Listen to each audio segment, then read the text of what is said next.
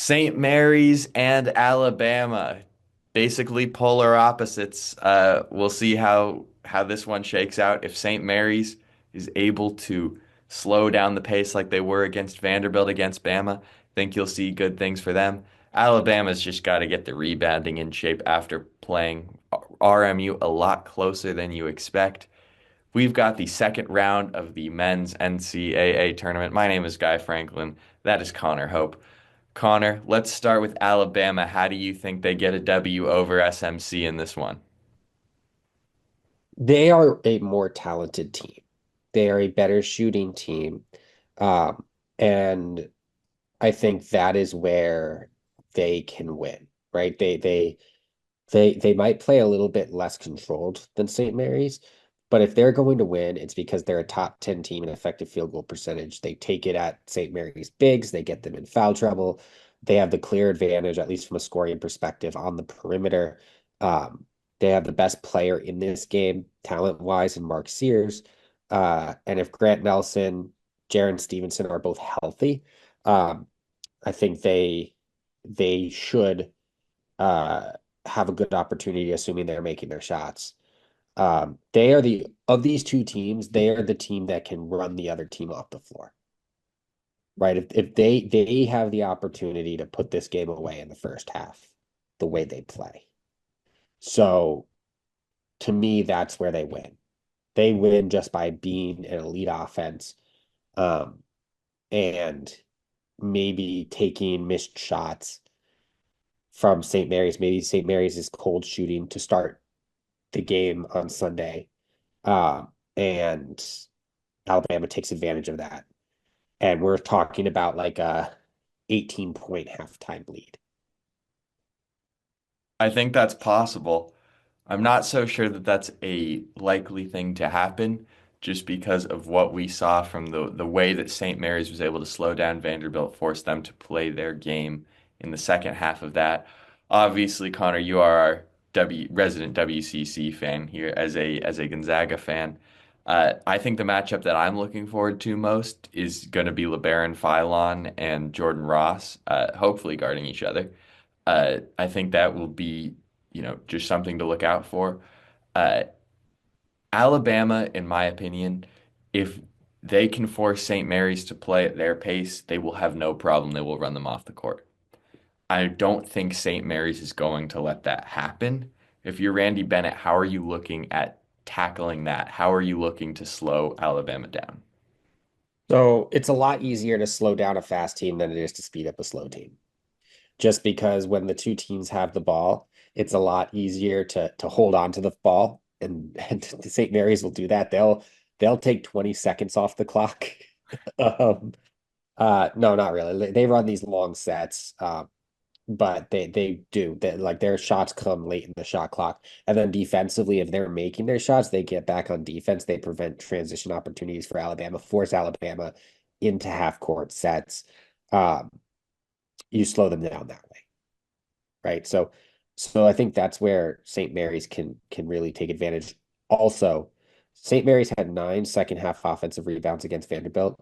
Alabama gave up 16 offensive rebounds to Robert Morris. St. Mary's is the second best offensive rebounding team in the country. Alabama is the 155th best defensive rebounding team in the country. St. Mary's is the 42nd best team in the country offensively when it comes to taking care of the ball. Alabama's 350th in forcing turnovers. And then on St. Mary's defensive end, they are a good shot contesting team. They don't foul really. They are also a great defensive rebounding team. That is a lot of things that will go in St. Mary's favor. I think the biggest factor as far as which out version of Alabama do we get depends on the health of Grant Nelson and the health of Jaron Stevenson. Obviously, Stevenson had that terrifying wrist injury in the first half of the game against Robert Morris, was able to return with the thing taped up.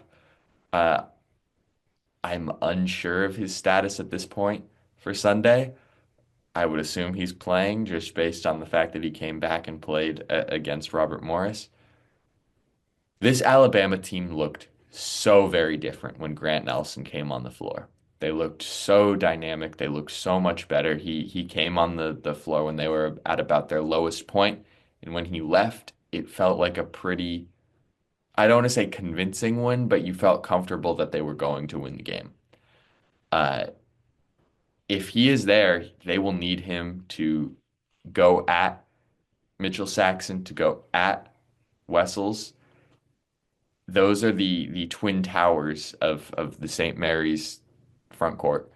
You have a similar version, I guess, with Nelson and Amorie, but I'm curious, how do you think that front court matchup is going to go? I think this front court matchup benefits both sides defensively, because I do think that Harry Wessels and Mitchell Saxon together are the best lineup for St. Mary's because of how good defensively they are. Um, because Morauskas is the starter at the four for St. Mary's, he has not made a 3-point shot since their final regular season game. So by the time this game starts, that will have been 22 days prior. He's looked awful offensively. And defensively, he's nothing special. Um, so you might see a healthier dose of Wessels and Saxon in this game. And I think defensively that's really good because it allows them to take the big out to the perimeter, hedge off of screens. You still have a 7-footer in the paint. So if the screener rolls hard to the basket, you still have someone there that can contest. Um, but then offensively, I think Amori and Nelson are at least Nelson's much better offensively than he is defensively. Amori is a good defensive player. Like um, they're going to be able to stop Saxon and Wessels in the paint. My actually the matchup that I'm most interested in is Luke Barrett against Chris Youngblood That'll because be a fun one. they are polar opposite players. Like Youngblood, he's there to score. That is why he's on the floor. Luke Barrett is we talk about St. Mary's as this great offensive rebounding team. And while they play the Twin Towers and they're great offensive rebounders, Luke Barrett is unassumingly probably their best rebounder, like uh, you know, based adjusted for height. He's their best rebounder. I believe he was the leading rebounder against Gonzaga in 2 of their 3 games. He was the leading rebounder against or no, I guess he finished with one fewer rebound than Saxon. So he had 10 to Saxon's 11, but he was the leading rebounder in the game against Vanderbilt for most of this game. He creates a lot of those second chance opportunities. And when he doesn't get the rebound, like he hit the dagger 3 against Yep. Vanderbilt. That was the difference in that game.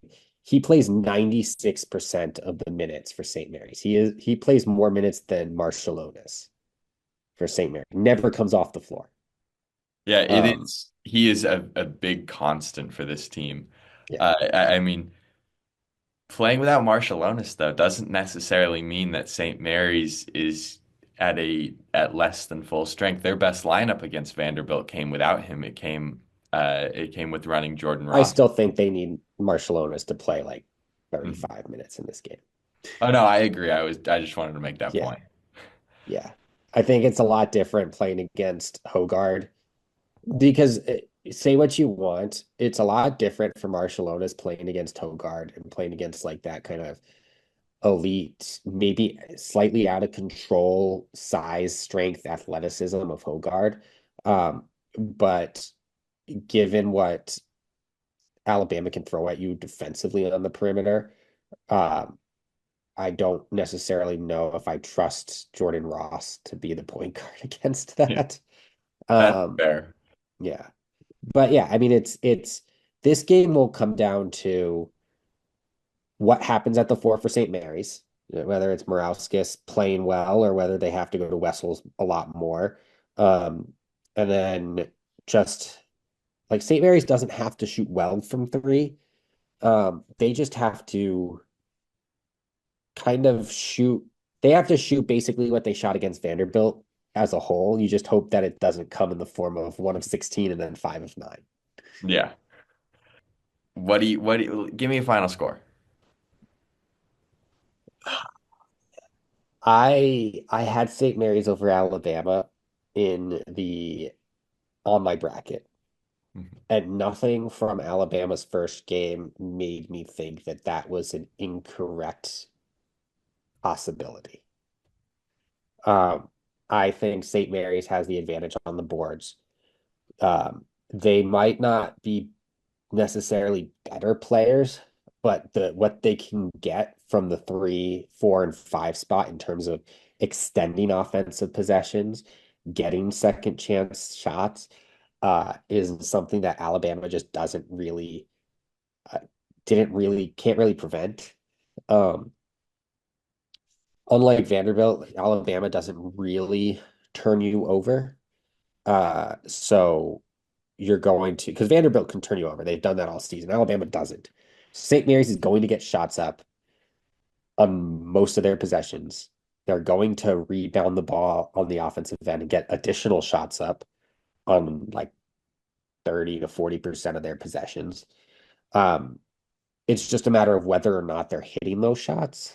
And Paulius Morauskas is due to hit shots. He was the newcomer of the year in the WCC. He is too good a player not to hit shots, not to be able to be on the floor. Um, so give me St. Mary's. I think this is a game that's surprisingly low scoring. I think Alabama struggles against St. Mary's in this game to really get into a flow offensively. Give me St. Mary's 67, Alabama 65. I think St. Mary's can just slow this game to a crawl and force Alabama to play enough half court sets that it becomes really difficult for the Tide to really get anything going. See, I think it goes the other way here. I think that Alabama just plays quick enough that it unsettles St. Mary's. Their defense isn't as good in the half court as it typically is. They're able to turn some corners. Give me Alabama 78, St. Mary's 73. I think St. I Mary's think able to I keep up. think 70 to 75 is a good cutoff. I think if this game is played in the 60s to low 70s, it's a St. Mary's win. If this game is played in the mid to high 70s or more, it's an Alabama win. And the higher the score in this game, the more Alabama wins by. I think that's a fair assertion to make. Uh, I think you know what? I'm gonna just be honest. A lot of that score prediction is just because I want to watch LeBaron Philon play more basketball. I love watching LeBaron Philon play basketball. Uh, we'll talk about LeBaron Philon playing basketball on Sunday night after this game. From Guy Franklin, from Connor Hope, we thank you for watching this one. Subscribe to the Sleepers Media channel. It is March, and that means that March Madness is upon us. And if you are looking for a place to play, Underdog Fantasy has you covered. Sign up and deposit using code SLEEPERS, that's code SLEEPERS, to receive up to $1,000 in bonus credit plus a free pick. Head over to Underdog Fantasy today and use promo code SLEEPERS to take advantage of this amazing offer.